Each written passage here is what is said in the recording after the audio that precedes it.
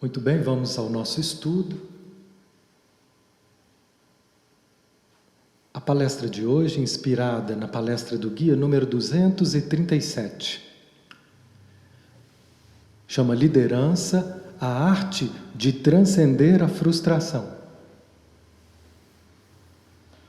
Essa, então, é a última palestra desse módulo de estudos que a gente completa hoje.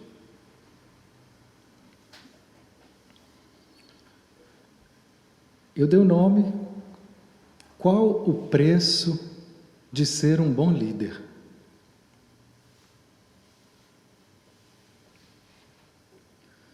Muito bem, então a gente começa refletindo sobre esse conceito de líder. O guia fala que líder é um lugar que tem muitos privilégios e que a maioria de nós almeja.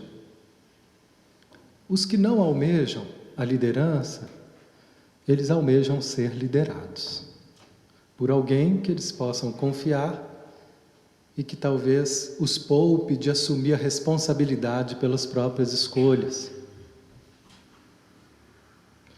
Mas o desafio é que a gente possa desenvolver essa liderança interna, que a gente possa desenvolver um caminho de desenvolvimento para que a gente consiga escutar orientações seguras que venham do nosso ser para nos conduzir pela vida. Cada vez mais a humanidade está sendo chamada nessa nova era a se voltar para dentro para escutar a direção dessa liderança. Durante muito tempo se voltava para fora, buscando fora, externamente, nas vozes de líderes, a verdade sobre o meu caminho. E cada vez mais esses parâmetros eles vão se modificar para que a gente possa compreender e escutar essa voz que vem de dentro e que nos lidera para caminhos que sejam realmente os melhores. E eu entendo que se a gente pensar como Jesus, o maior, um dos maiores líderes da humanidade, o que fez dele esse bom líder? O que fez dele um bom pastor? Nós vamos ver alguns atributos aqui. Mas uma das coisas, no que diz respeito ao que a gente começa a falar agora, é que Jesus escutava essa voz. Essa voz de Deus. Ele falava em momentos: seja feita a vossa vontade. Eu não estou aqui senão para realizar a vontade de meu Pai.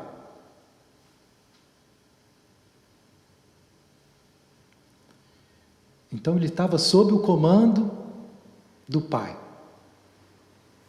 Essencialmente o que ele veio fazer aqui é nos ajudar nessa reconexão com essa voz interna, com esse Pai em nós, com esse ser. O que é esse Pai? Nós temos, como as crianças que a gente falou, como é difícil explicar para as crianças Deus, sem que elas formem uma imagem concreta, que vai ser sempre uma ilusão. E até para nós, se a gente for pensar na imagem que a gente possa ter de Deus, os conceitos que a gente possa ter de Deus, é tão abstrato, né? É tão vago, e pode parecer tão distante, teórico, se a gente não voltar para o caminho de sentir em nós esse Pai como a consciência suprema, como essa voz mais pura do ser a falar aqui. Aqui para esse ego, para essa mente, para essa personalidade que não tem a menor condição de entender, com a razão que a gente é equipado, com o cérebro que a gente é equipado nesse ponto da humanidade, para poder alcançar. No Livro dos Espíritos, em algum momento, os Espíritos perguntam a Kardec assim, sobre Deus: explica sobre Deus. Não, desculpa, Kardec pergunta aos espíritos, pergunta sobre Deus, nos explica sobre Deus. E os espíritos falam, olha, vocês não têm condição de entender. A distância é a mesma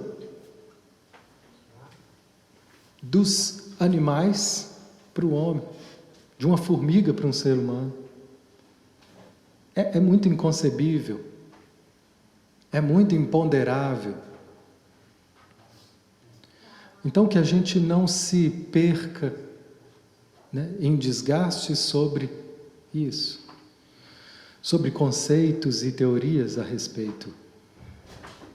Que a gente possa, eu gosto desse trabalho, porque ele nos convida para dimensões mais práticas, de que o nosso ser real, ele já é divino, e o que nós precisamos fazer é aprender a escutá-lo, a escutar esse Deus em nós. Mas se nós não escutamos, é porque nós estamos ainda muito bloqueados por conflitos, por exigências, por idealizações da personalidade, por valores de aparência, que nos impedem de dar esse acesso livre a essa voz e sermos comandados por ela, certos de que elas têm sempre, essa voz interna, tem sempre o caminho da nossa realização. A ponto do Cristo não questionar. Ele escutou que a voz pedia a ele para ir para aquele sacrifício, para se entregar daquela forma, e ele foi. Aquilo não era o melhor para o corpo material. Aquilo não era o melhor para os valores do mundo, porque era perder aos olhos do mundo. Mas aos olhos do Espírito era a vitória suprema. Então ele foi aprendendo, aquele ser, né? Não sei como é que isso aconteceu, mas é o que nós estamos aprendendo, mas ele já sabia escutar e ser totalmente fiel a essa voz. E a vitória suprema foi se expor a todo tipo de prova e ainda assim se manter fiel a essa voz. E ainda assim se manter, né, fiel a essa liderança que ele escutava dentro dele, dizendo, vai, vai. E assim como todos os mestres que fizeram algo de grande valor para a humanidade, foram guiados por essa força interna. Então, cada vez mais nós vamos nos tornando sensíveis a isso, cada vez mais nós vamos aprendendo a escutar, que é o primeiro passo, e a nos entregarmos com confiança a essas direções. Porque às vezes a gente escuta, mas ainda não tem segurança, ainda não tem confiança para poder fazer essa entrega. Os medos falam mais altos. E o que os outros vão pensar se eu fizer isso? Será que eu vou perder? Então nós vamos vencendo todas essas inseguranças para que então uma firmeza maior possa ir sendo conquistada e então eu dar vazão à força do Espírito, a voz dessa grande alma a falar por nós. Eu recortei esse primeiro texto, esse primeiro trecho da palestra do guia, dizendo: meus amados amigos, eu os saúdo com as bênçãos divinas e falo com vocês com a maior alegria, por mais uma vez estar ajudando-os em seus esforços por alcançar a segurança, a paz e o êxtase de seu eu mais profundo. Olha o que nós estamos falando. A segurança, todo o esforço desse trabalho do Petterk, todo o esforço desse trabalho de autoconhecimento, da gente ir identificando essas vozes, que são vozes da resistência, vozes que nos fazem entrar em oposição com essa voz divina. Todo o esforço é para que a gente alcance o êxtase do seu eu mais profundo. Olha como ele define o seu eu mais profundo, a fonte de toda a vida, de todo ser.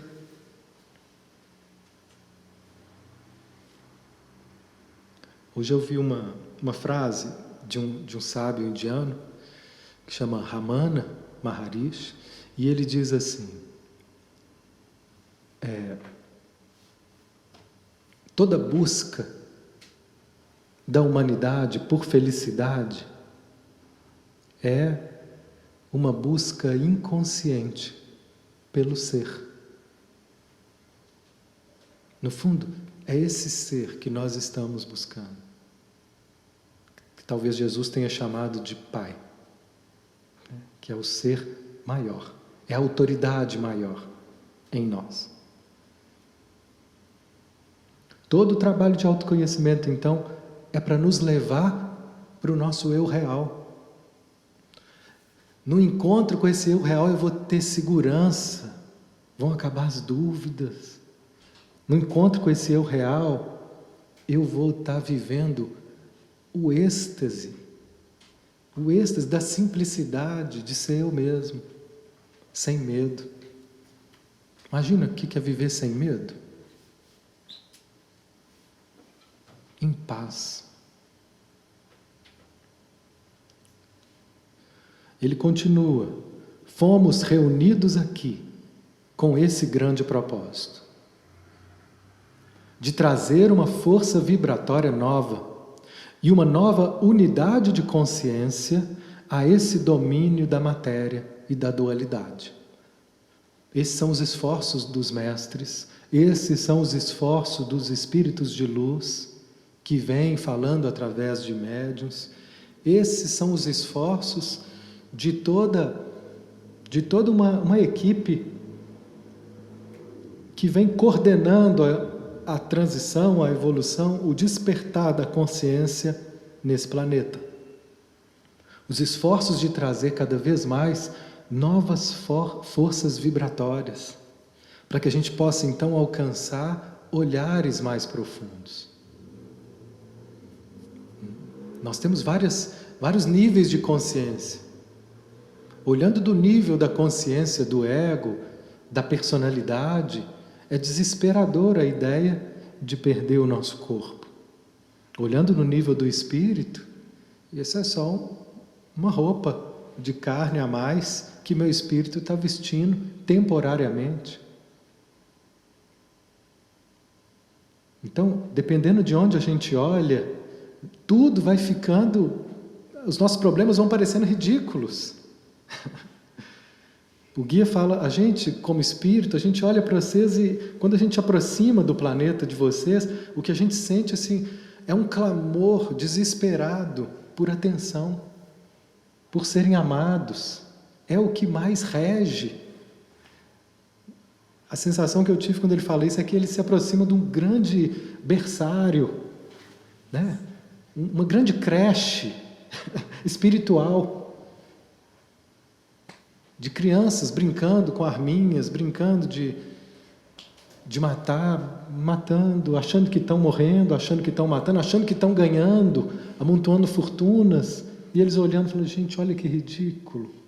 Ele acha que está ganhando, ele acha que está tendo vantagem, só porque ela lesou um tanto de gente, acumulou um patrimônio enorme. Meu Deus, quanta ilusão!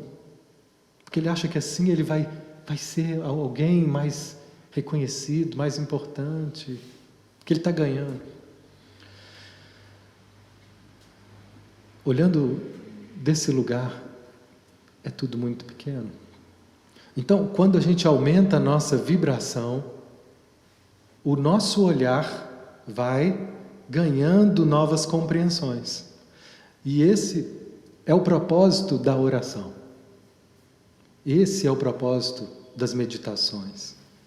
A oração serve para que a gente possa aumentar nossas vibrações. Não é para que Deus nos escute, não, gente. A gente não precisa lembrar a Deus das nossas dificuldades. É para a gente aumentar a nossa vibração e poder ver as coisas com os olhos dele. Ver as coisas com olhos mais... É estar buscando conexão para que o nosso olhar possa ver saídas onde eu não vejo. Tem gente que acha um absurdo falar que Deus é imparcial, né? Que quer que Deus jogue no time dele. E aí, quando meu time ganha, eu falo obrigado, Senhor. E quando meu time perde, eu me sinto abandonado. Deus está me punindo, eu devo ter feito alguma coisa de errado, porque Ele não me salvou dessa dificuldade.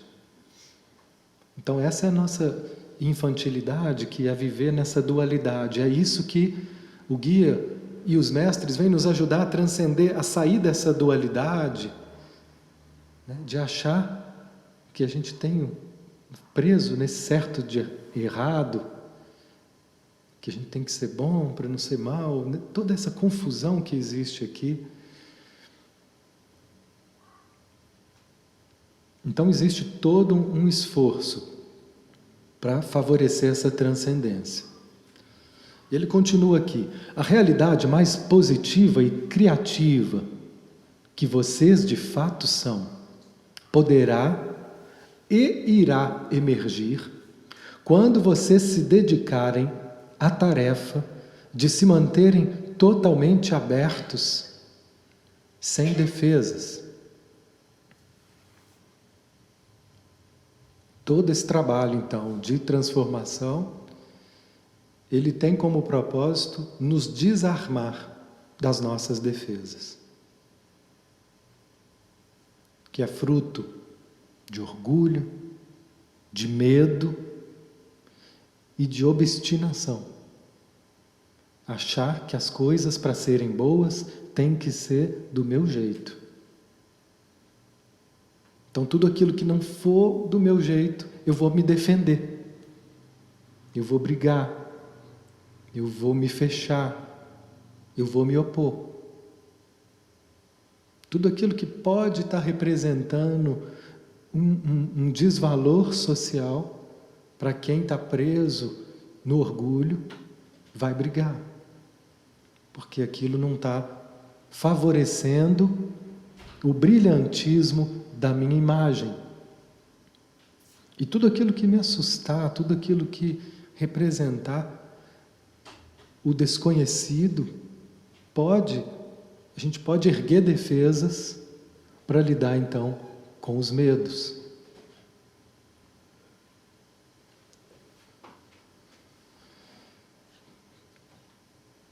Então, entrando aqui na palestra, mais especificamente sobre a questão da liderança, ele vai dizer que nós temos um conflito enorme com a liderança. E a forma dele falar é até assim, dura, escancarada, e a gente vai precisar talvez de um tempo para ir percebendo isso melhor.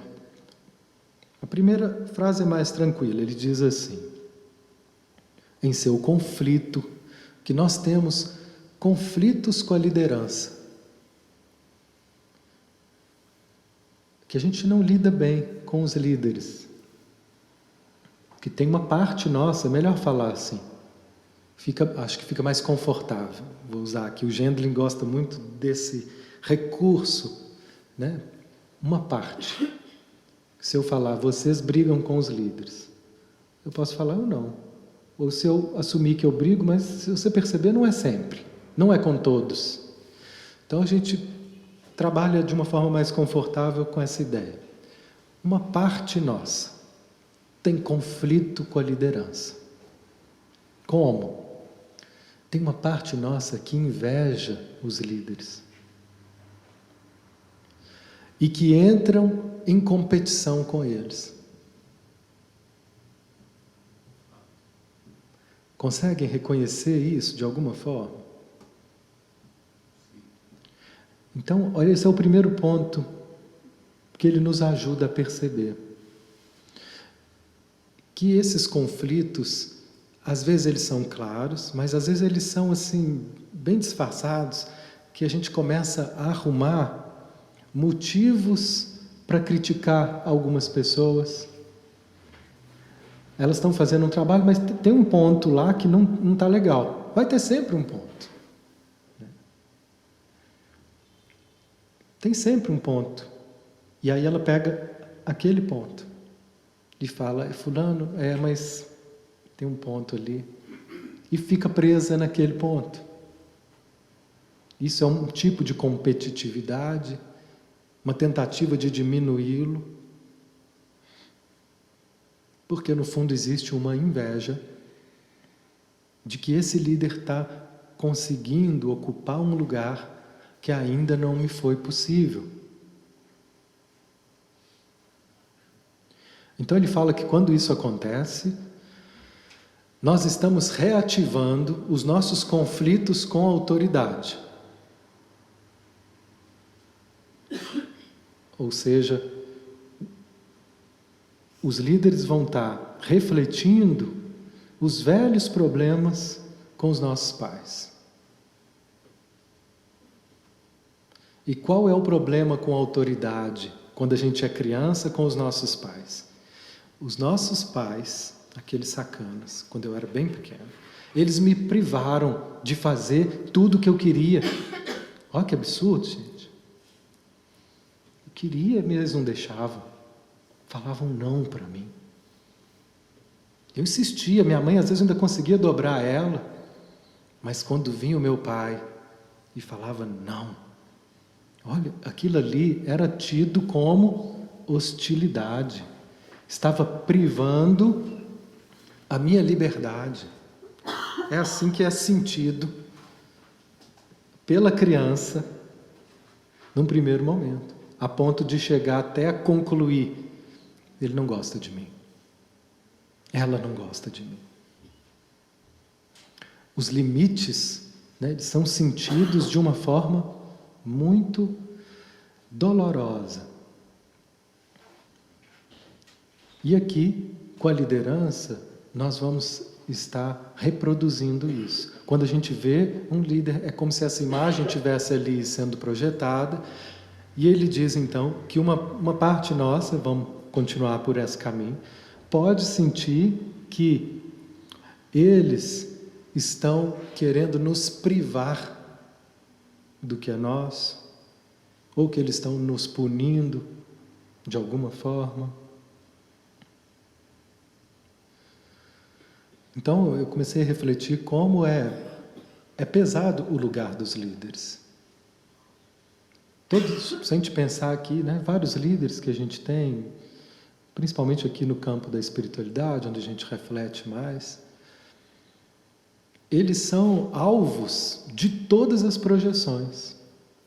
Por um lado, como são amados, vamos lá ver quantos seguidores que tem um Padre Fábio, Padre Marcelo, o próprio Divaldo, tantos outros líderes religiosos, mas eles também são muito odiados. Neles são projetadas todas esses conflitos, e qualquer desvio, aquilo ali ganha uma proporção enorme. E mesmo se não tiver, vai ter projeção.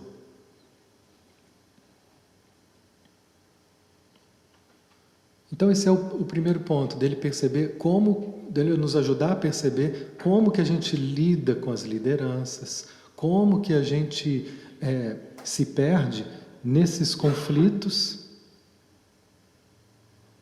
e acaba nos afastando e pondo a perder talvez relações que poderiam nos contribuir muito mais para nós.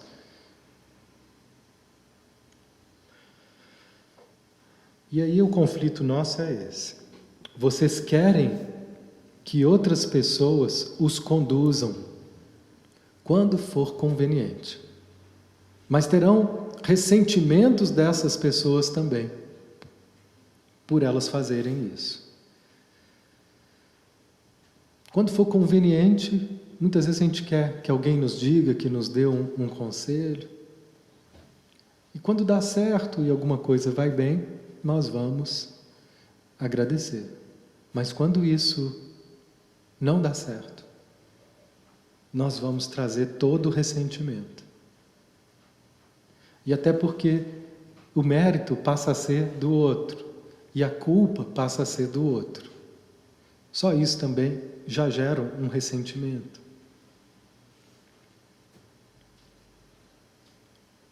Esses são os primeiros pontos que ele levanta como conflitos.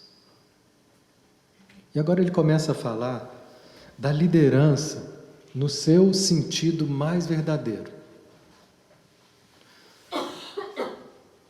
A liderança no seu sentido mais verdadeiro é constituída no amor da doação real e na verdadeira doação de amor. Aí começou o preço de um bom líder.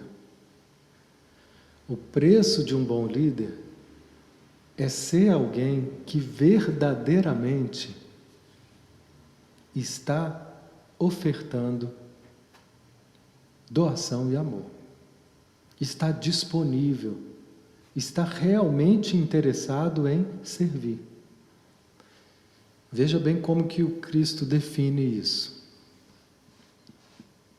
Os apóstolos, muito evoluídos, estavam numa discussão maravilhosa, que era: quem de nós é o maior? Olha que beleza! Olha quanta sabedoria! O Evangelho é muito interessante, porque ele mostra para nós como que eles foram crescendo. Mas naquele momento, olha o nível. Essa era a pauta do dia. Não, acho que é o Felipe, não, é o Tiago. Não, sou eu. Então vamos perguntar para Jesus. Olha, gente, parece menino. Jesus, quem de nós que é o maior? Nesse nível. E aí Jesus define: o maior é aquele que se fizer menor. O maior dentre vós é aquele que mais é capaz de servir.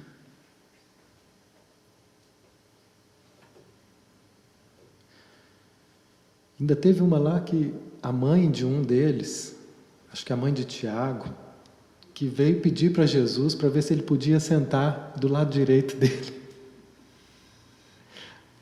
Pedir privilégio. E aí vem um outro atributo do bom líder, é ser imparcial. Se fosse um líder aqui, ele ia falar: não, peraí, vamos conversar aqui no cantinho, de quanto nós estamos falando? Para o Tiago sentar aqui do meu lado. Vamos estudar seus bens, suas posses. Mas um bom líder, ele é imparcial. E a resposta de Jesus foi assim: vai ficar do meu lado aquele que for capaz de tomar do meu cálice, que beber da mesma prova que eu. Né? Então, a liderança, o que é ser maior? É quem é o líder. Entre nós, depois de você, quem é o líder? É aquele que mais for capaz de servir, que mais for capaz de se doar. Então, veja como é distorcida a nossa ideia de líder. A nossa ideia de líder é aquele que é servido, né? Aquele que tem vantagens, aquele que tem benefícios. A gente quer a liderança para ter os seus privilégios. Porque um líder, ele tem, né, uma voz mais ativa, ele pode ser atendido. Imagina um líder desse, vamos supor que o Padre Fábio precisa de uma TV nova na casa dele. É só ele postar lá: gente, precisando de uma TV nova. Quantas centenas de TVs chegariam na casa dele? Imagina. A liderança tem poder para usar de várias formas. E tem lideranças que eles têm poder para usar de uma forma, porque eles alcançaram uma liderança distorcida, né? Eles foram alcançando lideranças nesse sentido, de favores, trocas de favores, rabos presos, chantagens, né? Comprando pessoas, e assim foram conquistando cargos de poder. E hoje estão aí a liderar estados, liderar pessoas, mas de uma forma totalmente distorcida. Aqui nós estamos falando do bom líder, o verdadeiro valor de um líder. E aí ele continua. Já que a liderança, no sentido verdadeiro, é doação real, ele descreve doação. É um ato muito simples, que inclui tanto o pensamento quanto a intencionalidade por trás dele. Na verdadeira doação você afirma, entre aspas, quero ser um instrumento da realidade divina para enriquecer o mundo exterior, através da divindade que deseja manifestar-se por meu intermédio. Quero fazê-lo não para o engrandecimento do meu ego e nem para levar qualquer outra vantagem. Então esse é o mantra, essa é a oração de quem quer desenvolver a capacidade de doação amorosa. E ele fala assim, isso não é para quem quer, não necessariamente precisa ser um líder famoso, reconhecido, às vezes é um líder silencioso. Né? Tem pessoas que eles alcançaram essa liderança aqui dentro deles. É um lugar aqui interno, que ele pode ou não ter uma representatividade. Tem pessoas que a gente conhece e fala, meu Deus, como é que essa pessoa não é famosa? Como é que essa pessoa está aqui escondida? Muitos sábios, na Índia isso era muito mais comum, mas aqui também, muitas pessoas que ficam recolhidas, reclusas, quase anônimas. Eu tenho uma amiga que é assim, quando ela abre a boca, assim, as palavras dela têm uma delicadeza, eu fico tão atento a cada palavra dela, vem de um lugar tão sábio, mas ela não tem essa disponibilidade de trabalho com o grande público. O trabalho dela é silencioso, é um trabalho de abelhinha, de formiguinha, mas ela tem ali um espírito de liderança, que eu reconheço. Quando ela fala, eu presto atenção. Então, com essa frase, com essa oração, quero ser um instrumento da realidade divina, para enriquecer, para colaborar com o mundo. Eu quero dar espaço para a divindade se manifestar através de mim. Eu estou me colocando a serviço. Eu estou me fazendo menor nos interesses do ego e da personalidade, para me colocar mais disponível para atender os interesses do ser. Que pode ser ficar quietinho ali fazendo uma coisa, ou pode ser fazendo algo maior. Eu não sei. A gente não sabe. Cada um vai ter que escutar em si para ver.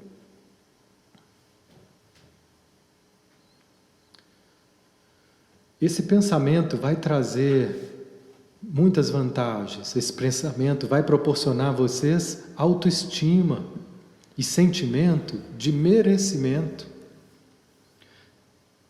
Merecimento que vai nos autorizar a reivindicar a abundância da vida, que a gente busca desesperadamente nos dias de carência. Então ele vai mais uma vez estar fazendo aqui a associação que ele fez na última palestra. Associação de autoestima com disponibilidade, amorosidade. Quanto mais eu for capaz de me doar, de me colocar disponível a esse serviço divino, que, como a gente disse, ele não precisa ser algo importante, pode ser só fazer o que você faz de todo o coração, foi o que a gente estudou na última. Mas quando eu me dispor a isso, nesse momento, e quanto mais reiteradamente eu fizer isso, vai crescendo em mim a autoestima e a sensação de merecimento. E quanto menos eu fizer isso, quanto menos eu dar para a vida, menos eu vou sentir que eu mereço. Em algum lugar inconsciente aqui. É uma equação matemática. É justo que eu não dê nada para a vida e queira receber dela? Lá no fundo, nosso eu superior sabe que não é justo. E aí vai ficar sempre uma sensação de culpa e carência.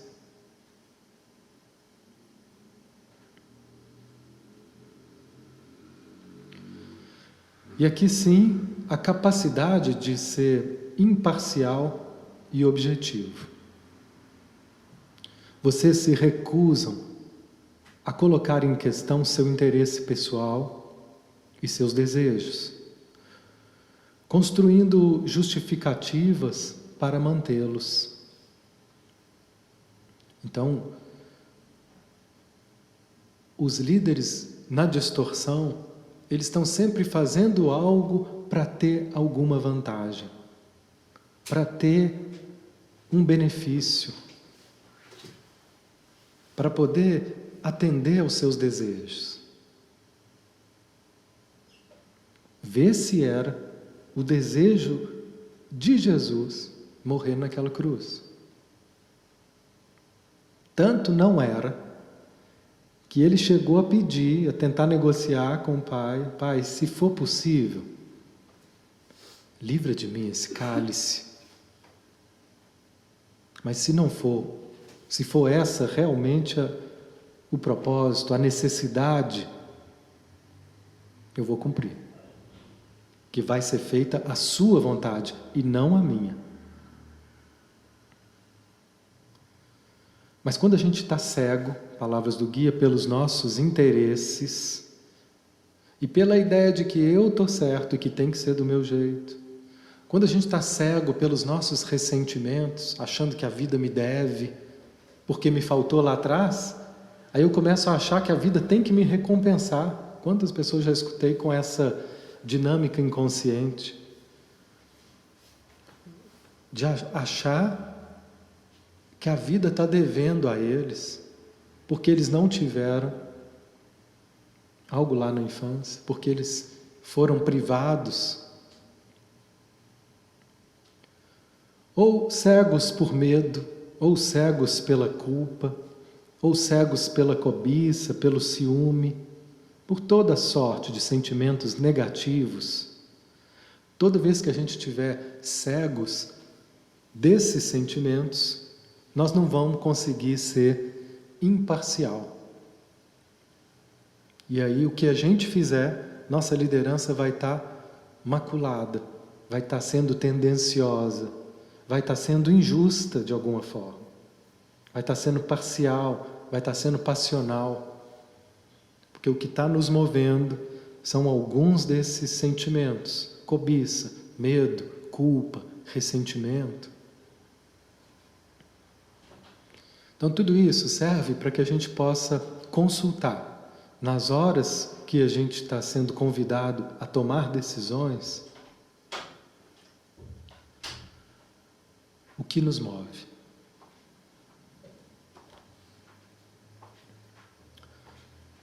Porque a liderança, para a gente ser líder até na nossa própria vida, vamos falar assim, como que ele define a liderança?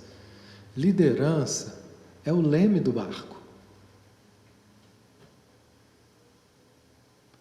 É esse espírito de liderança é que vai ser o leme para dizer: é para cá.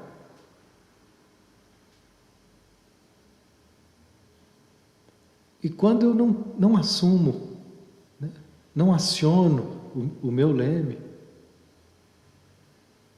eu vou ter que perguntar para alguém: para onde que eu vou? eu tenho que fazer. Ou então não vou para lugar nenhum e fico ali, à deriva.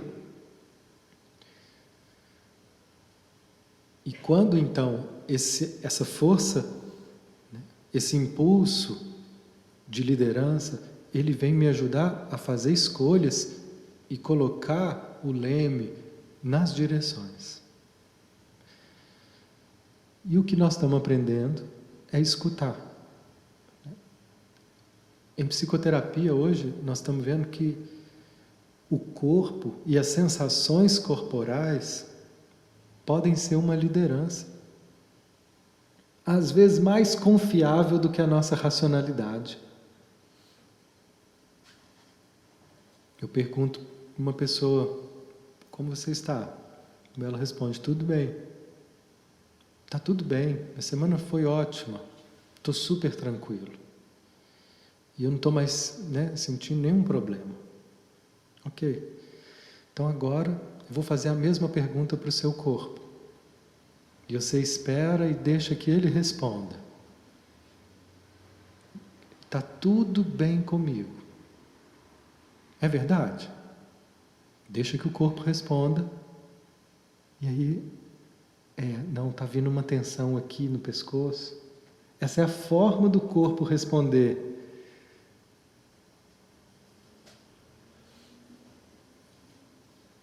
Eu lembro de um caso que foi um caso muito engraçado, inesquecível, nesse sentido. Caso difícil, às vezes, quando a mãe chega querendo que você conserte a filha, e a filha não quer ser consertada, porque ela acha que quem precisa de conserto é a mãe. Esses são os casos, né, difíceis da gente trabalhar em psicoterapia. E chegou um assim, e eu sabia de alguns casos dessa relação e era terrível, elas estavam assim se pegando de todas as formas. E de um jeito assim, quebrando a casa, era um trem bem, uma confusão danada. E aí essa menina veio, a adolescente veio, a gente foi conversar, e ela chega e, né, mascando um chiclete, não, está tudo bem comigo. Eu não tenho nada para falar com você. Falei, não tem nenhum problema, está acontecendo. Não, está tudo bem. Com a sua mãe? Não, tudo bem, minha mãe é chata demais, mas está tudo bem. Então tá bom. Então nós vamos fazer só um exercício agora. E eu fiz essa afirmação que ela fez.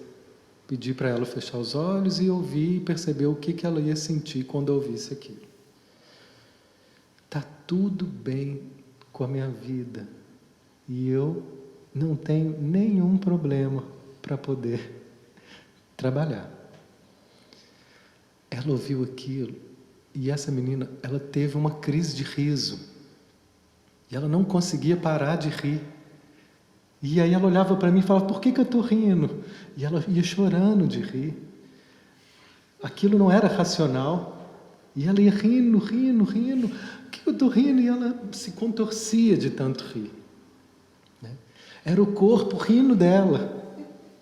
Era essa dimensão mais honesta. Você está fazendo a gente rir aqui. Com essa não verdade, com essa inverdade.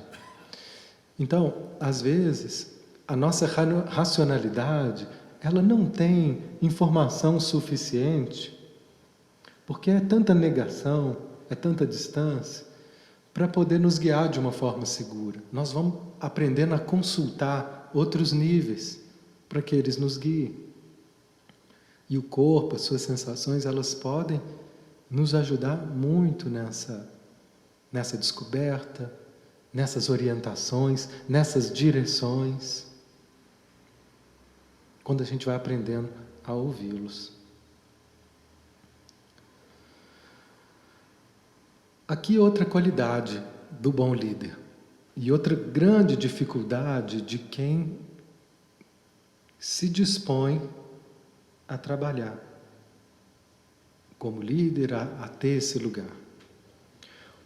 Uma qualidade da liderança é a disposição para se expor a críticas. Como isso pode ser difícil, né? E vai ser mais difícil quanto mais eu quiser proteger a minha imagem de bom, a minha imagem de ter a razão, de estar certo. Quanto mais eu tiver a necessidade de estar certo, de ter a verdade, mais difícil vai ser aceitar uma crítica que possa questionar a minha posição.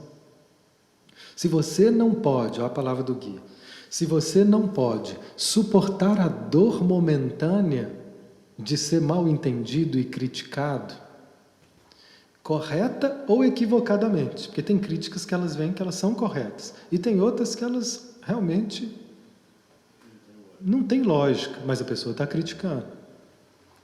Mas se você não tiver a capacidade de suportar a dor momentânea de ser criticado, você não tem as bases suficientemente sólidas para se tornar um líder verdadeiro. Liderança significa um risco constante. Olha que legal, né? Risco de quê?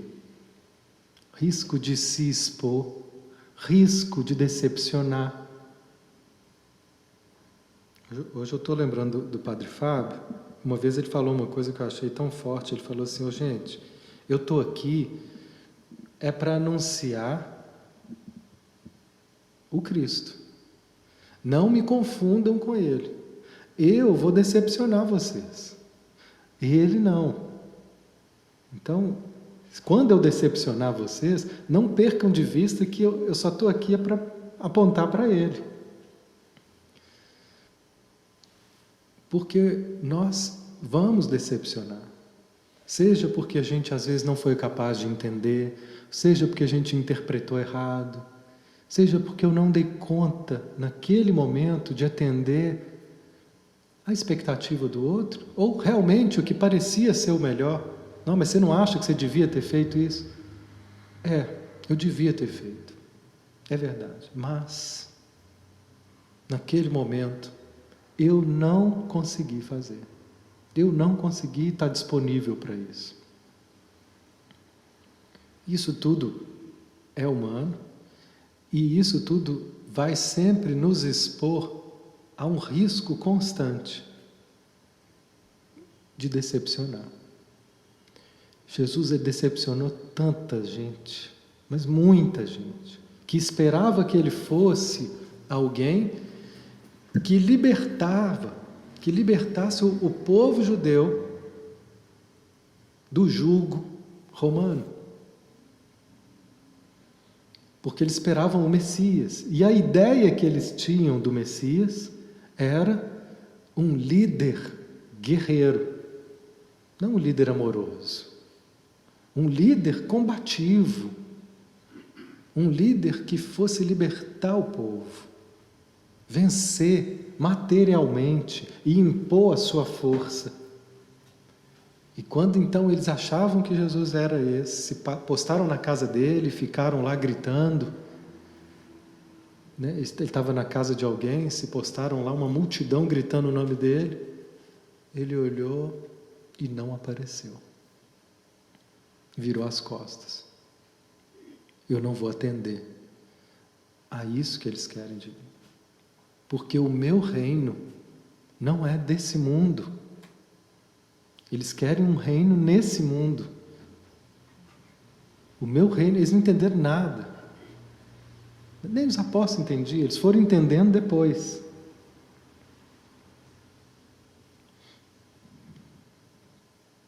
Então foi uma grande decepção. E geralmente é assim, se aqui, né, um líder ele começa a se destacar e de alguma forma ele não serve ao sistema, ele vai ser atacado. Vai ser atacado com força. e eu digo aí ao sistema humano, político, que vai ou ser atacado, ou ele pode querer ser usado por forças políticas que querem aproveitar das falas dele para ganhar vantagens, que é uma outra forma de ser atacado, de criar situações que vão levá-lo a um embaraço, ou forças que são espirituais, porque nós estamos também num sistema, né? O sistema não é só o sistema político e material, mas um sistema também espiritual que não tem a intenção de ver a luz se fazer presente. E que todo aquele verdadeiro trabalhador que se coloca honestamente, sinceramente, devotado ao serviço, ele também vai incomodar, mesmo que seja silenciosamente, num trabalho que não vai ter nenhum destaque de mídia, mas se realmente ele estiver colaborando para a libertação de outras consciências, para o auxílio, ele vai despertar retaliações desse mundo denso, dessas forças de resistência, e isso vai ser sentido de várias formas. Vide a história de Padre Pio. Não sei se vocês já viram alguma coisa, mas é uma história tão forte, né, de um padre dentro da igreja que ele tinha uma proximidade do Cristo tão forte, tão bonita, tão intensa, tão visceral, que as mãos dele apareciam chagas. E aquilo ele escondia porque era até constrangedor, porque aquilo ali era um atestado. Alguns falaram que ele inventava para poder... Aí o ataque vinha ali de dentro da igreja mesmo. E o trabalho que ele fazia, ele era um médium, uma sensibilidade incrível, incrível. Então ele tinha toda uma liderança e atendia essa voz de liderança para cura, para revelações.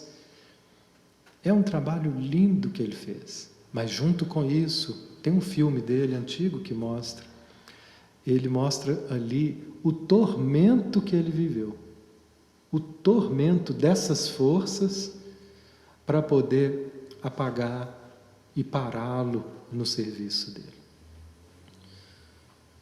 Então, nós precisamos ir fortalecendo cada vez mais, sabendo o que a gente quer e sabendo que esse trabalho, ele vai gerar atritos. E que nesses atritos, se eu estiver firme no propósito, eles vão me levar ao crescimento. Mas se eu quero uma liderança esperando facilidades por estar servindo ao Cristo, eu vou me decepcionar muito. Tem um médium aqui em Belo Horizonte que já morreu, mas foi uma grande referência para muitos, que é o João Nunes Maia. E ele falava com a minha amiga Fátima: minha filha, se o trabalhador do Evangelho tiver tendo muita facilidade, desconfie. Porque o trabalhador do Evangelho geralmente vive sob dificuldades e atribulações. Todos nós vivemos, mas é como se a gente estivesse aí comprando algumas brigas. Assim como, imagina, quem vai hoje para um congresso nacional e fala: eu vou me candidatar, vou lá, e lá eu vou querer ser honesto e denunciar os corruptos. Imagina o que vai acontecer com uma pessoa dessa. Ele vai ser massacrado de todas as formas. Se não souber ali fazer aliança, primeiro que não vai, né? A coisa não acontece. Tudo ali que acontece sob alianças. Ó, nós vamos, tá bom, a gente aprova aí, mas você aprova aqui também? Ah, tá, então tá bom. Então eu atendo aqui o seu desejo e ofereço o meu.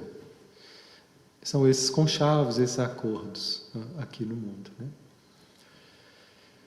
Então, estou falando de toda essa dinâmica para que a gente entenda o valor de um bom líder, que ele foi capaz de se manter fiel a esses propósitos, sob todas as hostilidades, sob todas as dificuldades, sob todos os atritos desses percalços.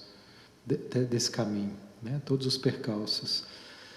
E aqui, falando desses percalços, desses atritos, nós vamos então para a terceira e talvez a mais importante atitude de um bom líder, que é a atitude em lidar com a frustração. A capacidade que esse líder tem de estar lidando com a frustração. Se vocês não reconhecem sua raiva e sua fúria, né? Desculpa, vou tentar contextualizar, peguei uma frase recortada aqui. Existe uma parte nossa, que é muito humana, que está sendo trabalhada. Mas uma parte nossa que, geralmente, fica com raiva quando é frustrado.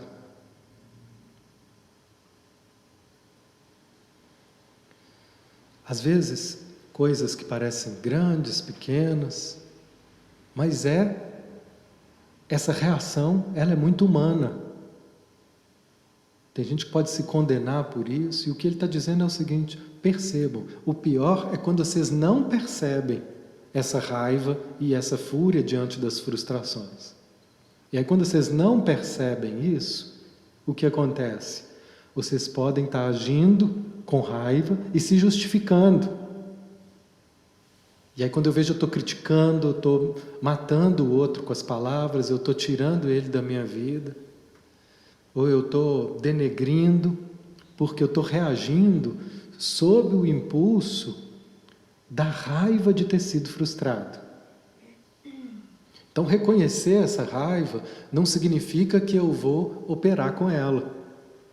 Significa que eu estou reconhecendo, agora eu estou com muita raiva, espera um pouco aqui, deixa a coisa se aquietar aqui, para depois eu tomar uma atitude.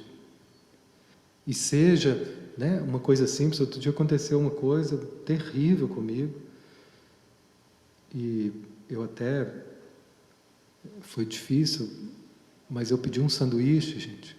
Era um cheeseburger. E quando ele chegou, eu abri, ele estava sem queijo. Gente, eu comecei a tremer. Como é que aquilo era possível? Um cheeseburger sem queijo. Vocês imaginam como é que eu fiquei? Minha roupa começou a rasgar, assim, eu fui ficando verde, crescendo de tamanho. Foi muito difícil. E o meu impulso imediato era ligar. O que é isso? O que está acontecendo? Eu esperei um pouco para ligar, para conversar, para entender o que era aquilo. Falha na Matrix, alguma coisa, falha no programa, isso não podia acontecer. Muita frustração. E eu com fome, esperando, chegou aquele... Enfim... Seja uma coisa séria dessa, ou coisas mais simples, a gente pode viver, né, muita frustração. Então, que a gente perceba, e quando eu percebo, né, eu lembro que minha esposa olhou e falou assim: olha o seu tom de voz, você está muito alterado. Gente, um taurino com fome é uma coisa, né, intensa. E nesse momento, eu vi a alteração e fui percebendo, e ao perceber eu fui modulando, né? Aos poucos, demorou um pouquinho, mas eu fui voltando. E assim outras coisas, às vezes uma pessoa que te dá um cano, às vezes alguma situação que te acontece, você perde um dinheiro, né? São várias frustrações. Às vezes você tem todo um projeto para dar certo e a coisa não desenvolve. O guia continua dizendo assim: qual tipo de abordagem seria frutífera com relação à frustração e poderia levar à sua transcendência? O que poderia nos ajudar a transcender essa frustração? Aí ele fala, que eu gostei dessa frase: quando eu falo de transcendência, eu não quero dizer uma falsa transcendência, como aquela de se desconectar da realidade dos sentimentos. É muito fácil falar, não, isso não me afetou, não. E a pessoa até parece tranquila, mas não é porque ela está tranquila, é porque ela se desconectou dos sentimentos. Mas se você perguntar para o corpo dela vai estar tenso. Ou às vezes a pessoa não sabe, mas logo depois de um tempo ela vai aparentar, vai trazer úlceras, vai trazer estomatites, vai trazer uma série de questões orgânicas, porque essa desconexão do sentimento não faz com que os sentimentos desapareçam. Eles vão encontrar um outro lugar para se descarregar, e geralmente o corpo. Por isso que uma boa terapia é um trabalho de cura, porque é trazer para a fala essa energia dos sentimentos e descarregar através da expressão. Caso contrário, o corpo vai descarregar isso de alguma outra forma, para trazer alívio, para trazer equilíbrio. Porque o nosso ser ele vai buscar equilíbrio. Então não é uma falsa transcendência que nos desconecta. Tem muitas pessoas que se acham espiritualizadas, que se acham, que estão por cima. Na verdade o que eles estão é vivendo o que o guia chama máscara de serenidade. Eles estão andando desconectados dessa vida experiencial, desconectados das sensações corporais, desconectados dos sentimentos. De tal forma que você simplesmente não sabe o quanto está tenso, ansioso e cheio de desejos. Então não é a falsa transcendência de negar seus sentimentos de frustração e fingir que não ligam no nível da máscara. Vocês vão aprender a deixar de temer a frustração. Vocês vão encontrar instrumentos e capacidade e recursos para lidar com a frustração. É saber que a gente é capaz de suportar. Tem uma frase, acho que é essa aqui.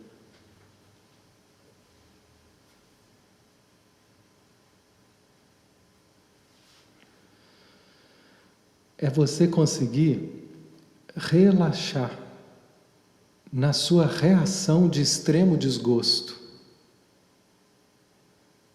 Porque quando eu estou nessa reação de extremo desgosto, vem uma tensão que imagina, equivocadamente, que eu preciso fazer alguma coisa para poder ter alívio. Que eu preciso descarregar aquela raiva para ter alívio. E aqui o que ele está dizendo, veja se é possível você relaxar. Não é deixar de ficar frustrado, mas é aceitar que você pode ficar frustrado. Relaxe e perceba essa frustração. Observe ela e ela saiba que ela vai passar. Suporte esse ultraje, o seu medo e sua raiva dela. E comece a questionar essa reação e considerá-la como possivelmente equivocada, defeituosa, errônea. Toda essa reação, eu que trouxe essa palavra, não é do Gui, suspeite das suas reações intensas. Toda vez que tiver uma reação intensa, ela vai estar trazendo toda a fúria de uma frustração.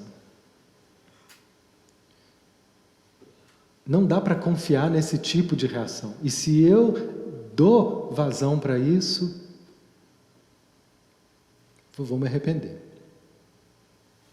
Mesmo se aparentemente eu ganhar uma discussão ou qualquer coisa que seja, aquilo ali vai ter um preço muito alto.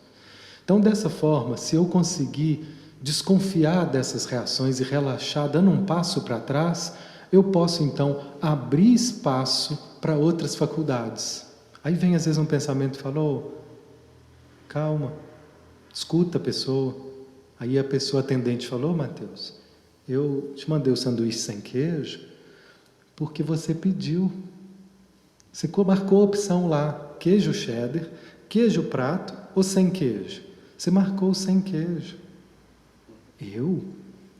Aí mandou o print para mim. Mesmo assim ainda precisa de um tempo, para ir voltando ao normal, para parar de tremer.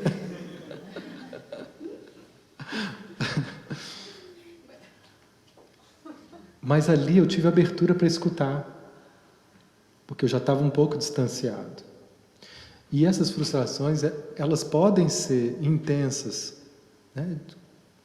Às vezes com coisas que são sérias e coisas que nem tanto. Isso não tem uma regra.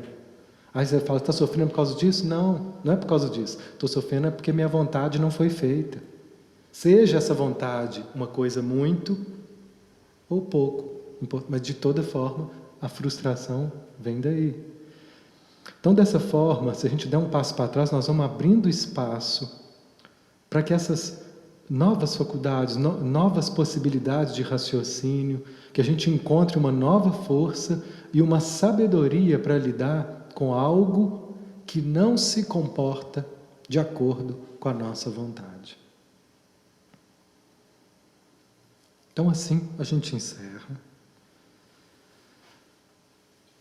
abrindo espaço e colocando essa intenção de abrir espaço na nossa vida para que eu seja guiado pelos caminhos do Espírito, por caminhos que podem, para o nosso bem, contrariar a nossa vontade.